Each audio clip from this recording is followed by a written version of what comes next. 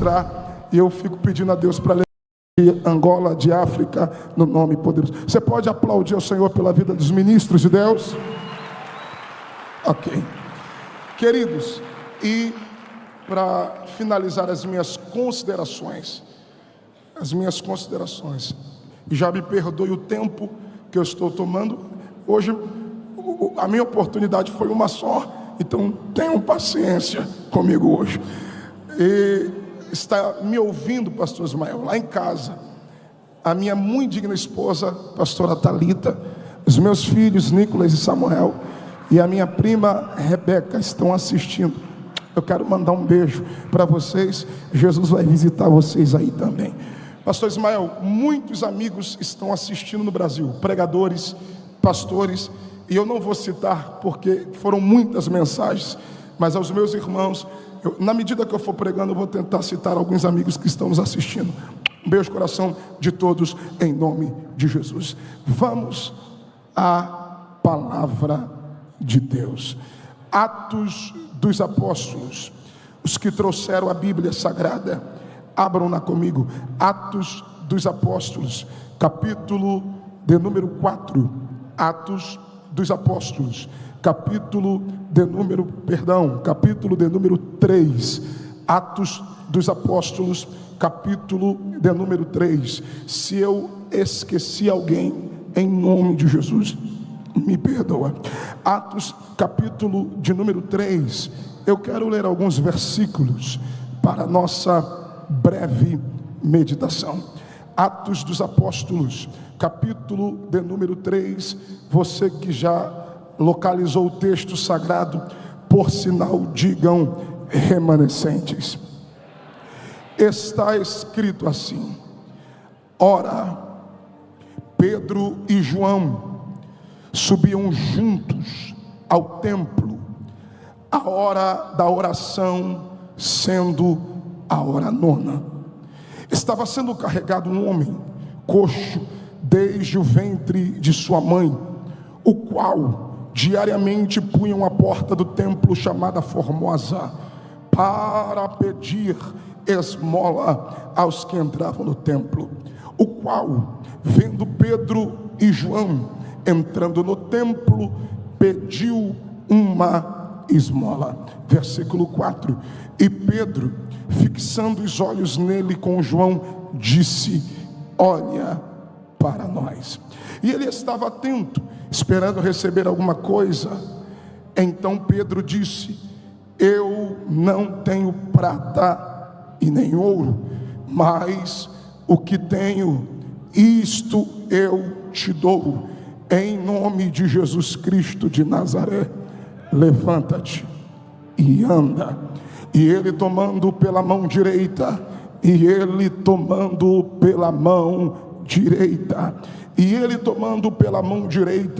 o levantou. Imediatamente os seus pés e os ossos do tornozelo receberam força. Versículo 8. E saltando ele, se pôs em pé e andou, e entrou com eles no templo, andando e saltando e louvando a Deus. E você diz amém. Você que está em pé, antes de tomar o assento, levante o dedo de profeta o mais alto que você puder. Dedo indicador, levante o dedo de profeta com muito carinho e respeito.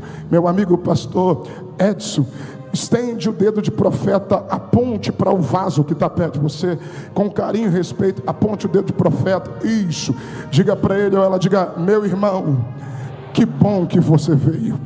Libere uma palavra profética para alguém e diga: aquilo que o olho não viu, o ouvido não ouviu, aquilo que não subiu ao teu coração, são as coisas que Deus preparou para aqueles que o amam. Só quem acredita que vem coisa boa por aí, enche essa casa de glória a Deus. Aleluia. Se assente adorando. Se assente adorando. Deus abençoe meu pai, pastor Adilson. Glória a Deus, glória a Deus. Olhe para mim, redobre a sua atenção. Eu serei breve, mas serei fiel ao que o Espírito Santo colocou em meu coração. Eu estava esses dias, desde que chegamos a Angola, em oração, pedindo a Deus a confirmação daquilo que Ele queria ministrar ao coração da igreja.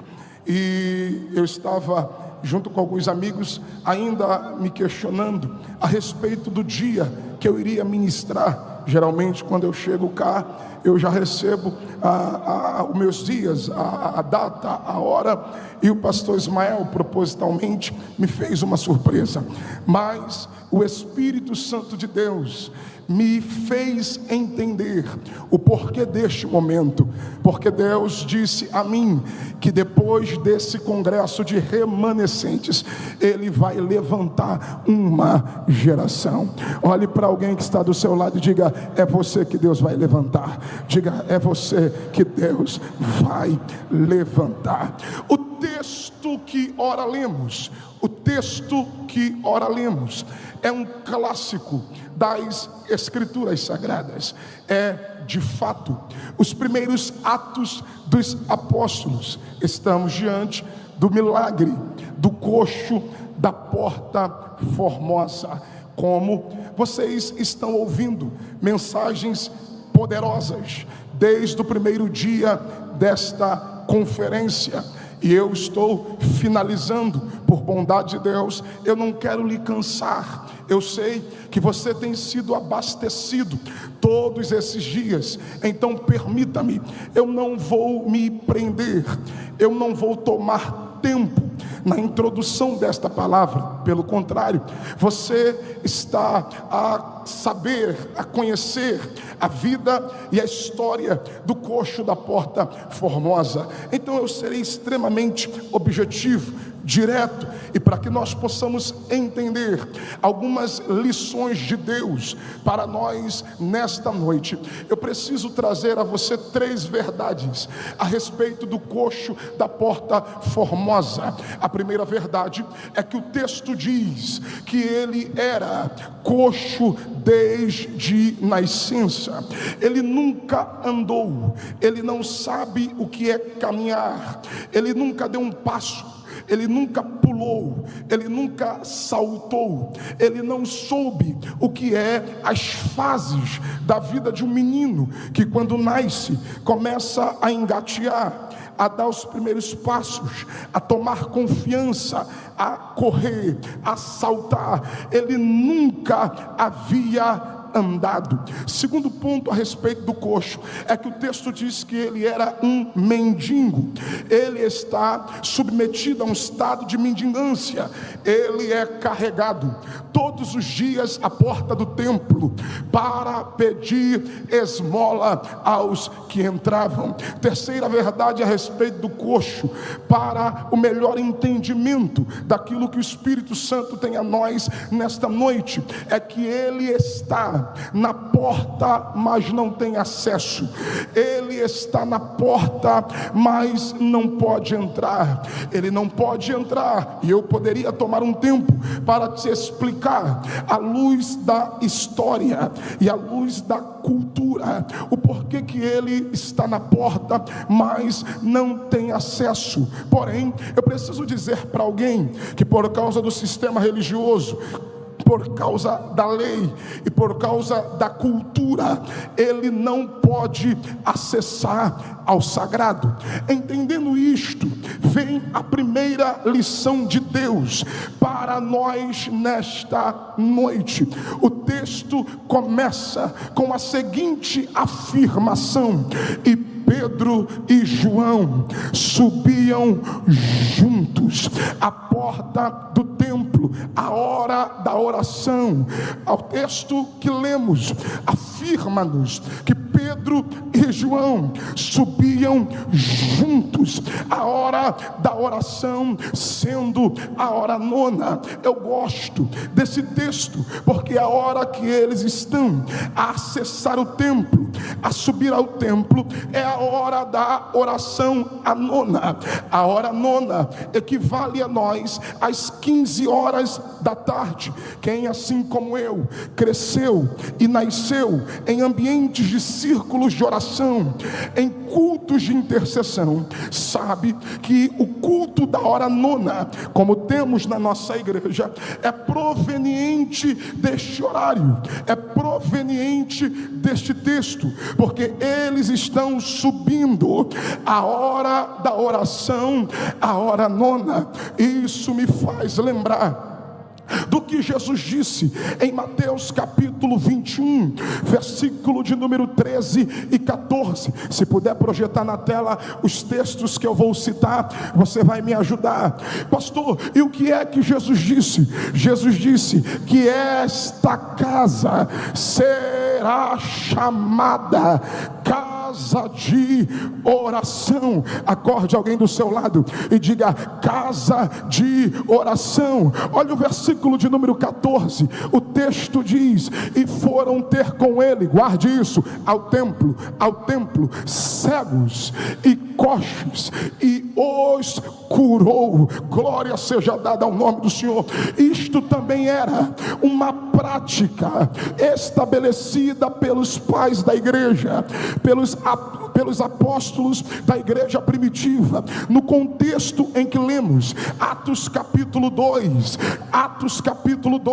versículo 42. Coloque na tela, por gentileza, Atos capítulo 2, versículo 42. E perseveravam na doutrina dos apóstolos, e na comunhão, e no partir do pão. Guarda isso. E nas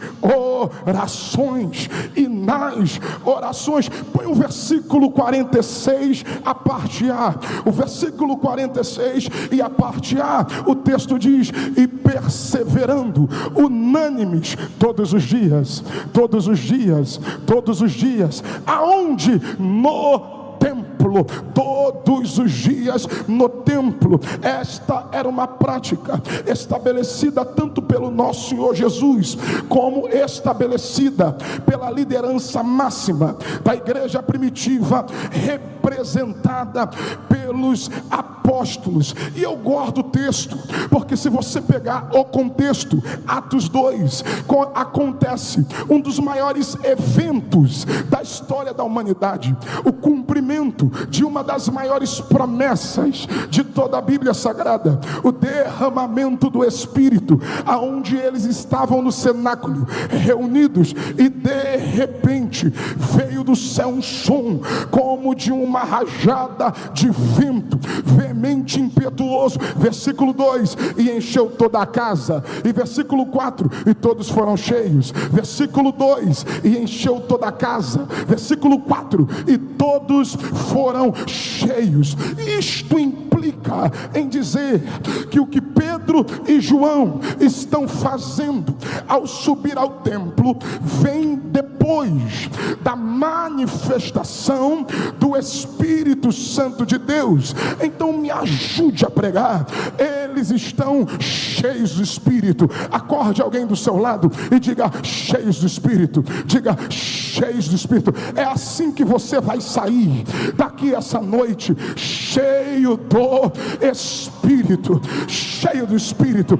O texto diz que eles, cheios do Espírito, pegue a palavra, se todos os dias, isso era uma prática dos apóstolos, se todos os dias eles subiam ao templo, eu não sei se foi no dia seguinte, porque o texto não diz, mas o texto também não diz se foi ou se não foi, mas o que o texto diz é que Pedro e João estão subindo juntos ao templo, a hora da oração, a nona. Aqui está a plenitude de uma vida cheia do Espírito Santo. Pastor, por quê? Porque mesmo cheios do Espírito Santo, eles não abriram mão da prática da oração. Mesmo cheios do Espírito Santo, todos os dias eles estão à porta do templo, acessando o santuário e orando, porque quanto mais, pegue a palavra, quanto mais cheio do Espírito eu sou, mais dependente de Deus eu me torno. Vou de novo: quanto mais cheio do Espírito eu sou, mais dependente de Deus eu me torno. Eu preciso entregar uma palavra: o Espírito Santo não me enche, o Espírito Santo não te enche para satisfazer a sua vaidade, para você chegar em um ambiente como esse e dizer: olha como eu sou cheio, olha como Deus me usa, olha como eu prego, olha como eu oro, olha como eu canto, olha como eu profetizo. O Espírito Santo não te enche para te dar uma alta performance. O Espírito Santo te enche porque quanto mais cheio do Espírito Santo eu sou, mais dependente de Deus eu me torno. Eles estão cheios, mas eles não largam o altar da oração, e disso vocês entendem, porque eu nunca vi nesses 23 anos que eu prego a palavra de Deus um povo como o de vocês, que se deixar. O congresso começou na segunda-feira, são 7 dias ininterruptos, são mais de 6 reuniões, 4 reuniões por dia, e vocês estão aqui, vocês estão dando glória, vocês estão crentes. Pastor, por quê? Porque vocês entenderam o princípio: quanto mais cheio eu sou, mais vontade de estar no ambiente da glória, no ambiente da oração. Quanto mais eu estou sentindo graça para pregar esta noite, e o céu toma a minha boca para dizer para alguém: não te aparte da tenda, não te aparte do altar da oração, porque quanto mais cheio eu sou, mais eu oro. Quanto mais cheio eu sou, mais perto de Deus eu fico. Quanto mais cheio eu sou, mais aptidão espiritual eu tenho. Quanto mais cheio eu estou, aí vem o salmista e grita dizendo, no Salmo de número 34, uma coisa pedi ao Senhor e a buscarei, que eu possa morar todos os dias em tua casa. Vale mais um dia em teus átrios do que 1000 em outros lugares. Nós saímos do carnaval no Brasil, e no carnaval o ano virou, as pessoas entraram no pré-carnaval. Durante uma semana eles pularam para o demônio, cantaram para o demônio, se vestiram para o demônio. A festa da carne, você pensa que acabou? Não. Na quarta-feira de cinzas começa o pós-carnaval. Aí tu acha que eu saí do Brasil para perder para o demônio?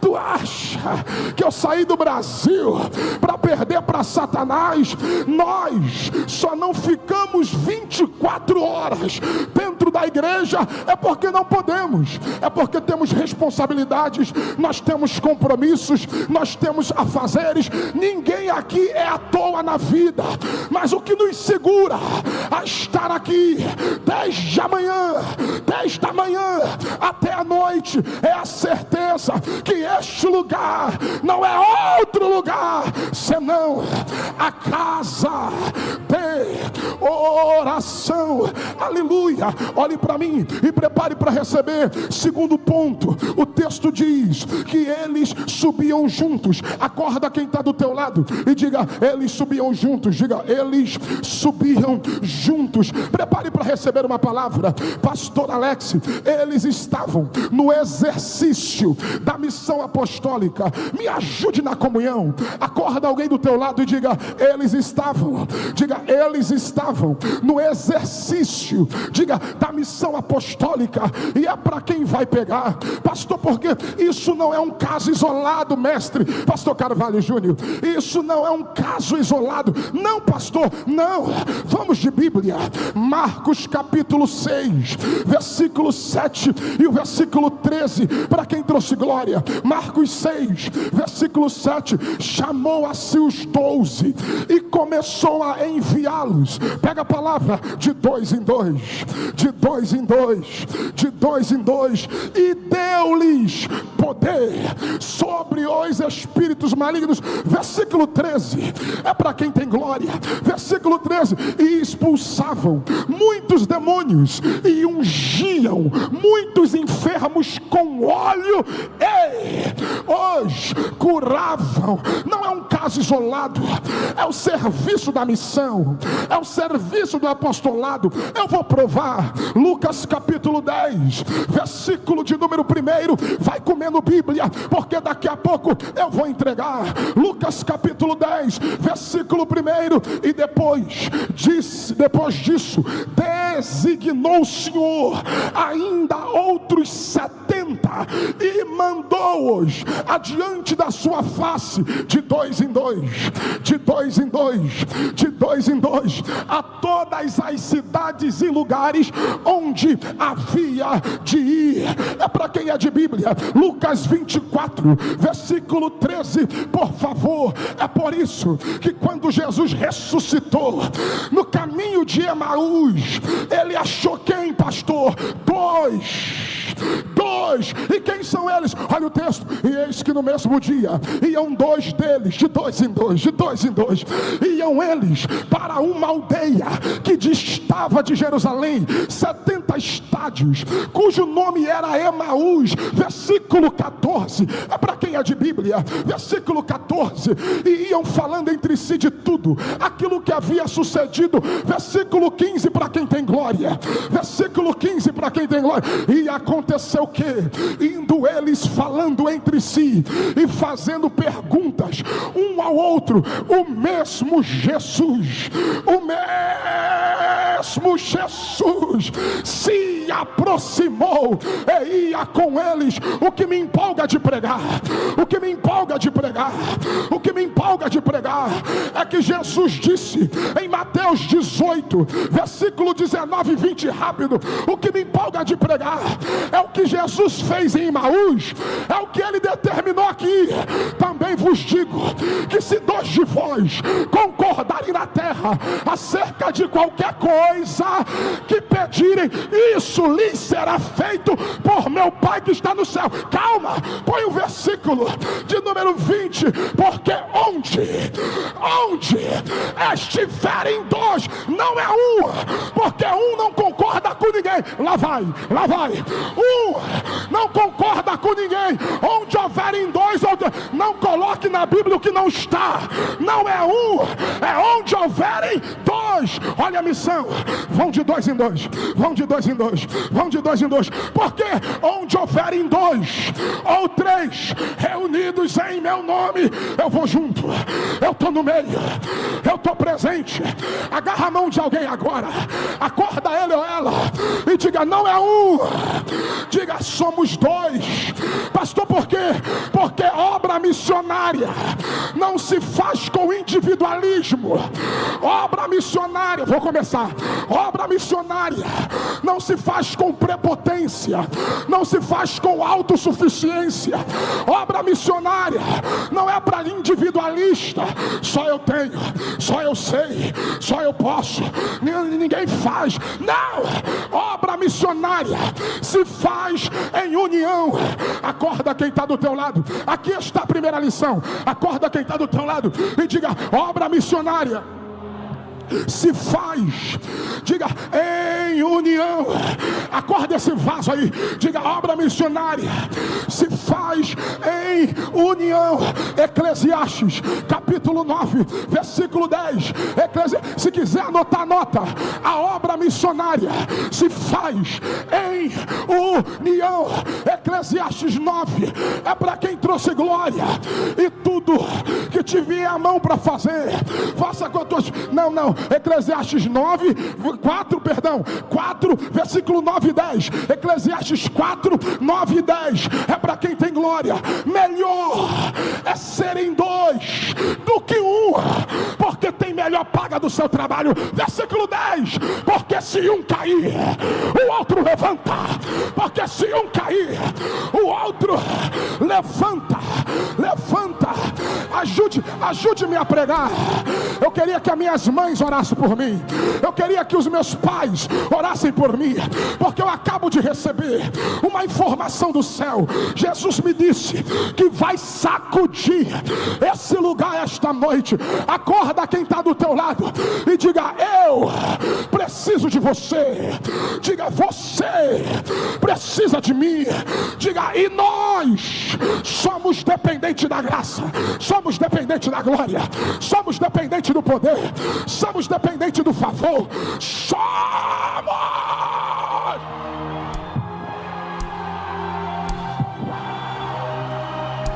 Olhe para mim, olhe para mim. Eles estão no serviço da missão. Eu não sei quem vai pegar, pastor. Eles estão no serviço da missão. Só que olha aqui, essa conexão ministerial não começa em Atos 2. Acorda esse vaso aí rápido. Diga para alguém, diga: essa conexão, diga, não começou em Atos capítulo 2. Pastor, aonde foi que essa conexão começa? Olha para alguém do teu lado e diga: na ressurreição. Não, acorda ele e diga: na ressurreição. Olhe para mim, se assenta. Sobre eles está a liderança máxima da igreja primitiva. Vamos de Bíblia. João capítulo 21, versículo de número 17. João capítulo 21, versículo 17. Disse-lhe a terceira vez: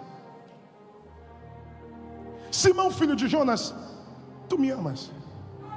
Simão entristeceu-se por lhe ter dito a terceira vez: tu me amas?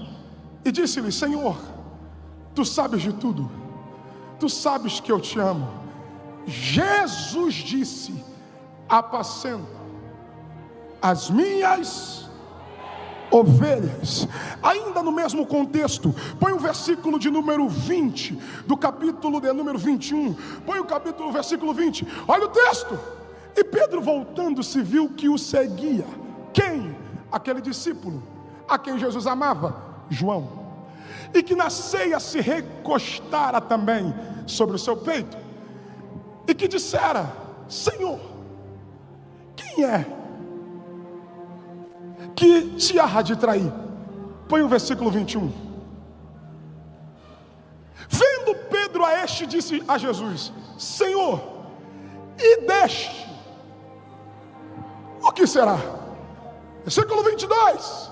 Disse-lhe Jesus: se eu quero, vou de novo. Se eu quero que ele fique até que eu venha, que te importa a ti? Vou de novo. Se eu quero que ele fique até que eu venha, que te importa a ti? Porque quem escolhe não é você, quem levanta é Deus. É muita gente dizendo: eu quero, e o céu está dizendo: eu não quero. Mas tem gente que os homens dizem: esse aí eu não quero. Mas Jesus apareceu na remanescente e diz: eu quero.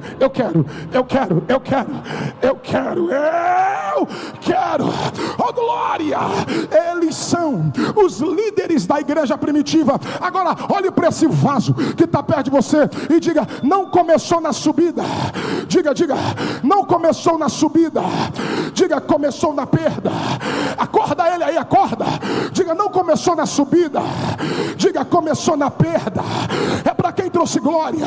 João capítulo 20, versículo, só voltar um capítulo. João capítulo 20, versículo 3 em diante. Não começou na subida, porque teus amigos de verdade não é quem está com você na subida, é quem está com você na dor, é quem está com você na perda, porque na hora de subir, todo mundo quer uma selfie, na hora de subir, todo mundo quer uma foto, na hora de subir, todo mundo quer um pedido, mas os de verdade não estão na subida, os de verdade estão na dor. Então Pedro saiu com o outro. Quem é o outro? João. E foram ao sepulcro. Versículo 4. E os dois, lembra da missão? Vão de dois em dois, vão de dois em dois. E os dois corriam juntos, mas um correu mais apressadamente do que o outro. Olha para cá, porque aqui está uma lição. E qual é a lição, pastor? Aqui está na ressurreição, mestre, pastor Carvalho Júnior, a representação do reino de Deus. Vou de novo, mãe Glória. Aqui no cenário da ressurreição está a representação do reino. E quem João e Pedro e João representam? O ministério. Acorda quem está do teu lado e diga: o ministério. Diga, o ministério. Só que olha a lição, porque uma hora vai se tornar uma engrenagem, uma hora vai ter comunhão, uma hora vai ter perfeição, uma hora vai ter excelência. Mas enquanto a perfeição, Paulo diz que eu devo crescer até chegar à estatura de varão perfeito. E enquanto a perfeição não chega, aprenda com os detalhes, aprenda com os detalhes. Olha o texto: eles começaram correndo juntos, eles começaram correndo juntos, porque ministério não é maratona de 100 metros, ministério não é corrida de 100 jardas, ministério não é para quem tem pressa, porque João correu mais apressadamente do que Pedro. E a pergunta é: para que correr? Para que a pressa? Se Pedro, quando chega no túmulo, pega a palavra, Pedro, quando chega no túmulo, o texto diz que Pedro entrou e João chegou primeiro, mas não teve coragem de entrar. E a pergunta é: correr para quê? Se na hora de entrar no ambiente da glória, correr para quê? Se na hora de entrar no ambiente da ressurreição, correr para quê? Se na hora de entrar no ambiente do sobrenatural, você tem medo. Eu vim pregar. Esse culto hoje não é para quem veio ficar na porta. Vou de novo. Esse culto hoje não é para quem veio ficar na porta. E eu não digo do protocolo, eu não digo dos obreiros, eu não digo do staff, eu digo no âmbito espiritual. Porque João parou na porta, teve medo e não entrou. Essa noite não é para quem veio assistir, porque se fosse para assistir, ficava em casa vendo Netflix. Se fosse para assistir, ficava em casa vendo novela. Esse ambiente não é para quem veio ver, esse ambiente é para crente Pedro, que independente da dor, eu não vou ficar de fora, eu vou entrar, eu vou entrar, eu vou entrar, eu vou entrar, eu vou entrar, eu vou entrar. Ai meu Deus, me ajude a pregar. Olhe para esse vaso do teu lado aí rápido, olha para esse crente e pergunta para ele, diga: veio ver? Diga: ou veio entrar? Diga: veio assistir? Ou veio mergulhar? Diga: veio para ver? Ou veio para receber aquilo que o céu tem? Se tem alguém que veio entrar no ambiente do sobrenatural, abre a boca.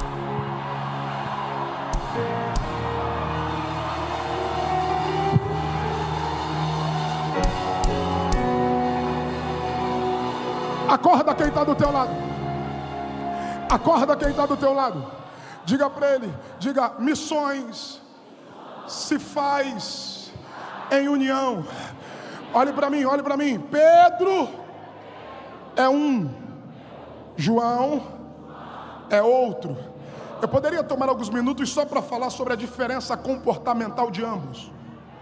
Eu poderia gastar alguns minutos só para falar sobre o Pedro impulsivo, sanguíneo, bipolar, impulsivo, e falar sobre o João, porque um tem uma personalidade, o outro tem outra personalidade, mas o tempo não me permite. Mas eu preciso dizer para alguém que quando o propósito é o mesmo, as diferenças que nos separam não é maior do que o propósito que nos une. Olha para esse vaso que está perto de você, acorda ele aí, acorda ela, diga: as diferenças que nos separam, diga, não é maior do que o propósito que nos une. Eu estou aqui diante dos maiores pregadores que Deus já me permitiu ouvir, e cada um aqui tem uma personalidade, cada um aqui Deus usa na sua própria instrumentalidade, só que o que me difere dos meus companheiros não é maior do que aquilo que nos une. Por quê, pastor? Porque o vaso pode ser diferente, mas o dono é o mesmo, a glória é do mesmo, o Senhor é o mesmo.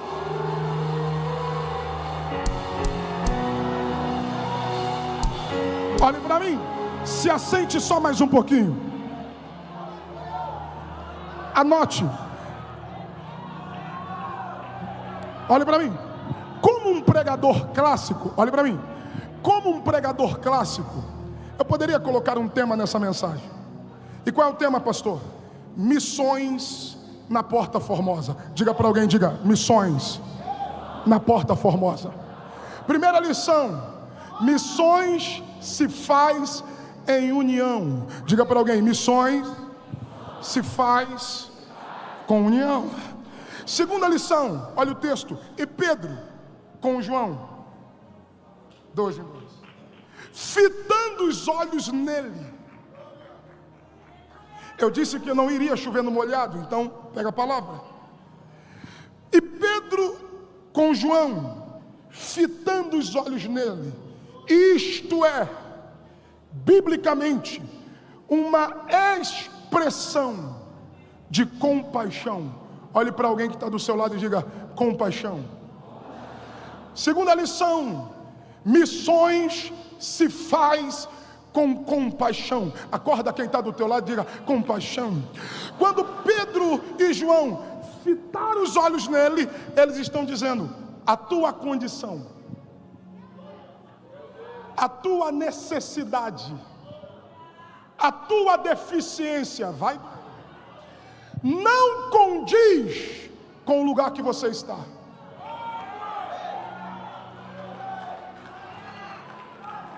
Eu vou mexer com alguém. Pastor, por quê? Ele está coxo, deficiência física desde nascença. Segundo, ele está em estado de mendigância. Terceiro, o sistema religioso, a lei, a cultura não permite ele acessar o sagrado.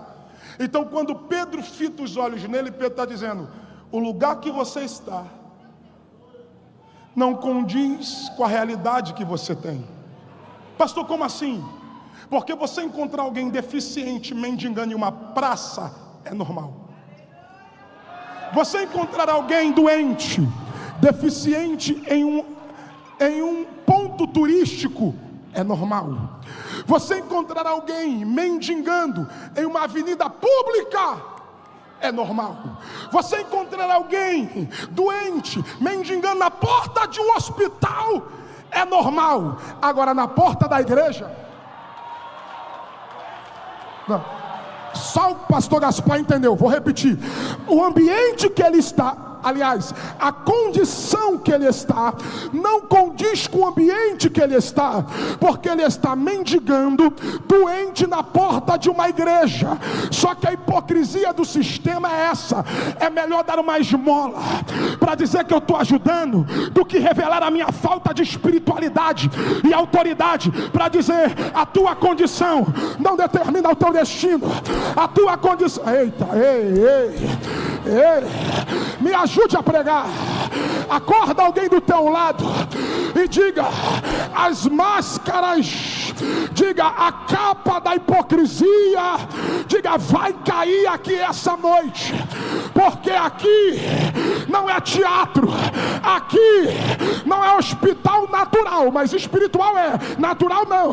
Aqui não é ponto turístico e nem praça de alimentação. É inadmissível alguém entrar aqui doente e sair doente, entrar aqui oprimido e sair oprimido, entrar aqui endemoniado e sair endemoniado. Prega a Deus na minha boca. Essa noite Deus vai dar da autoridade que está aqui, Deus vai distribuir no meio dessa multidão. Onde você vê um caído, onde você vê um coxo, aonde você vê um enfermo, Deus vai te dar autoridade. Deus vai.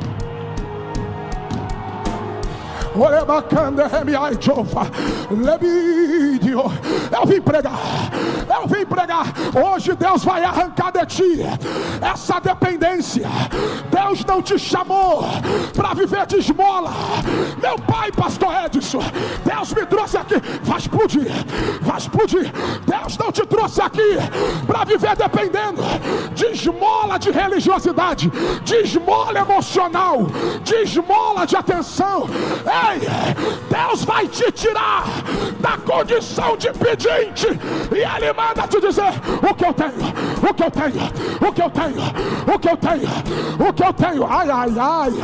Ai, enquanto a igreja está dando glória, prega a Deus na minha boca. Hoje o espírito de miséria vai sair. Hoje o espírito de pedinte vai cair. Hoje a dependência, esmola não tem poder de mudar a tua vida. Esmola diz para você: continua assim, continua aqui, continua do mesmo jeito, porque amanhã tem mais um paliativo. Só que eu vim pregar: o que muda a tua história não é esmola, o que muda a tua história é levanta e anda, é levanta e anda, é levanta e anda, é levanta e anda. Jesus dos crentes. Uma mão é pouca, levante as duas.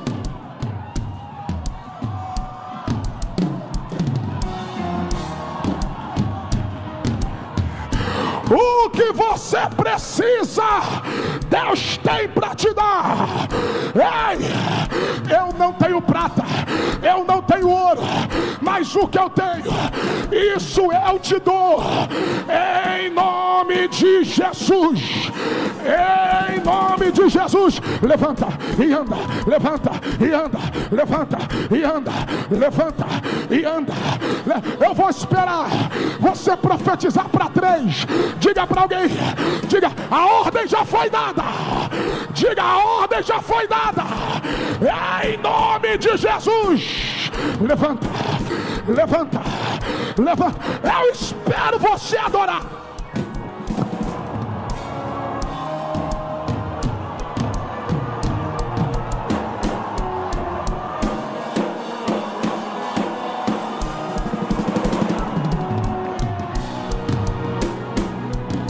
Olemanta comeneu itzaba, rebedecou managasui de raijova, lemande calamara.